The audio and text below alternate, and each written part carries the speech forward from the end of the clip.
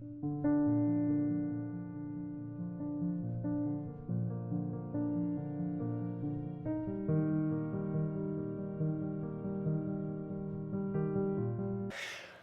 morning, and thank you, Ryan, for the chance to speak here. My name is Chris Bolton. My wife, Tori, and I sit on the Capital Campaign Committee. I'm up here to talk about why we have pledged the annual stewardship appeal and the Capital Campaign. I think it's been covered, but a quick distinction between the annual stewardship appeal and the Capital Campaign never hurts. The annual stewardship appeal that we conduct every year is to provide funds which St. Luke's needs to run throughout the year. Stewardship is St. Luke's only source of revenue. We don't receive money from the diocese or the state or anywhere else. It comes from you, it comes from us. That money is used to run the church, pay clergy and staff salaries, keep the lights on and the heat on, plow the parking lot when it snows, etc. That's why stewardship happens every year. The Capital Campaign is more forward-looking, periodically needed to allow the church to grow and build for the future, to sustain itself through time. The last Capital Campaign funded the Anderson Youth and Community Center, as well as provided clergy housing. This one we are embarking on now will maintain the steeple, improve accessibility of the buildings, amongst other things. Both are important, but the annual stewardship appeal is what keeps these doors open every Sunday and every other day, and other days. So why did we pledge? Tori and I moved to Darien with our 2 children in December 2011, and we found St. Luke's on MLK Day weekend in January of 2012. St. Luke's was the first place where we started to feel like we belonged in the community, the first place that made Darien feel like home. Perhaps it was the chance to stash our kids in the nursery every Sunday that initially grabbed us, but what we embraced and came to cherish is everything else. The period that allows time for quiet reflection and prayer in an otherwise hectic week, inevitably wonderful sermons, or that St. Luke's manages to hit it out of the park every Christmas and Easter. We can't imagine being anyplace else. And so we do what we can to help make sure that the place we love and the place that feeds us spiritually receives support from us in a way that frankly is far eclipsed by the support that we receive from St. Luke's. When I read these remarks to Tori last night, she said, "That's a good place to stop, nice job." But no, I'm sorry, there's more. There's more because I love this last anecdote.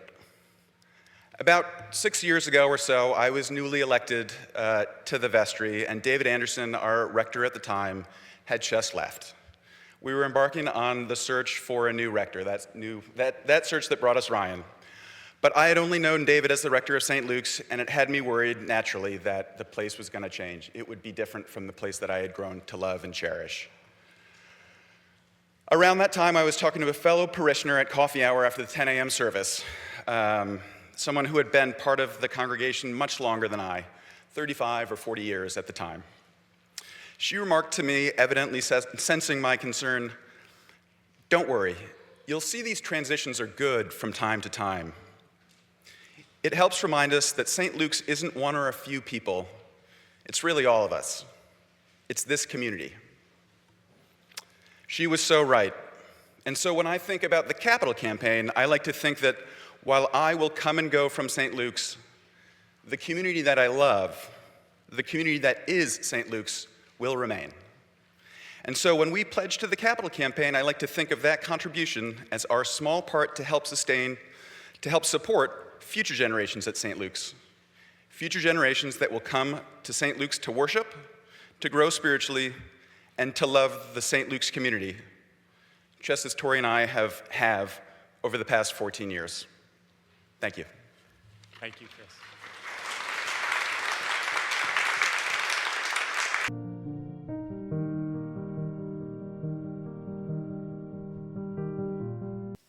Good evening, everyone. Ryan asked me to speak for a few minutes about why Tom and I have pledged to the annual 2026 Stewardship Campaign and the Renew and Reimagine Capital Campaign. The short answer is that we love God, we love our parish, and we want to continue to see this parish thrive for generation to generation. Tom and I moved to Darien and joined St. Luke's as young parents 29 years ago. hoping to find a church home for our children, Bray and Catherine, to thrive in faith and find community. What we found was far more meaningful, and we became involved immediately. Our children grew up in the halls of St. Luke's with godly play in church school, parish life dinners, bingo nights, scavenger hunts around town, slip and slide in our backyard, sleepovers in the parish hall, youth programs, confirmation, mission trips, worship services, and Come As You Are, this service which began 20 years ago. Our neighbors often joined us, or their kids joined us, because they felt the warmth of this community, and they loved it, and we love to share it with them.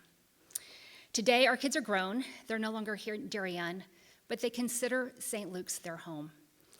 And this Christmas, we'll all come together again, including our 2-year-old grandson, Teddy.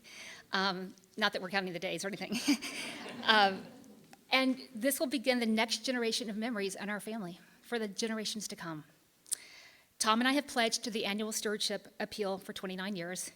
We understand the importance of maintaining a robust church operating budget, which includes salary of our wonderful rectors, of our amazing musicians, of the programming staff, of the outreach commitments, the worship and community programs, as well as the facility upkeep. St. Luke's does not receive money from the diocese. In fact, we in our budget give money to the diocese for the larger outreach community. So we collectively make our church. Tom and I also have had the opportunity to participate in 3 capital campaigns to help achieve big dreams and long-range goals, fund major construction projects, and ensure lasting developments. These are goals that our yearly budget doesn't cover. So during our last campaign, when we were constructing the church clergy housing and this building, this was in 2011 when we were building this building, we invited parishioners to write notes, maybe a prayer, a favorite verse, on the framing and the bones of this building. And one of the favorite Bible verses on the frame and the support beams was from Jeremiah 29:11, which says, "For I know the plans I have for you, declares the Lord, plans to prosper you and not to harm you, plans to give you hope and a future." And look how the space has provided hope and a future for 14 or 15 years so far, from not only Come As You Are, but for P2P events, for youth, for community outreach, for Bible studies, for Moms Next, for so many parishioners that this was only a vision 15 years ago. And look how God has blessed us. God always answers our prayer, and he always has our back. So our hope in this campaign is to complete the restoration of the steeple and the bells this year, to restore the interior of the church, to make the campus safe and accessible for all, to grow our endowment.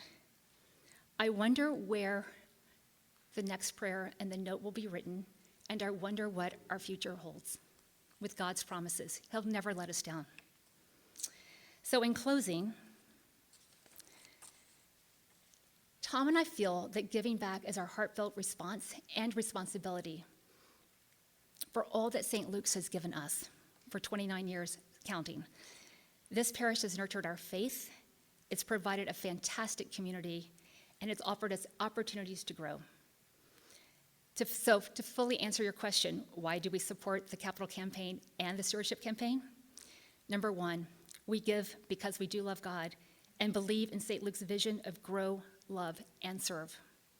We give because we want future generations to experience what our children experienced.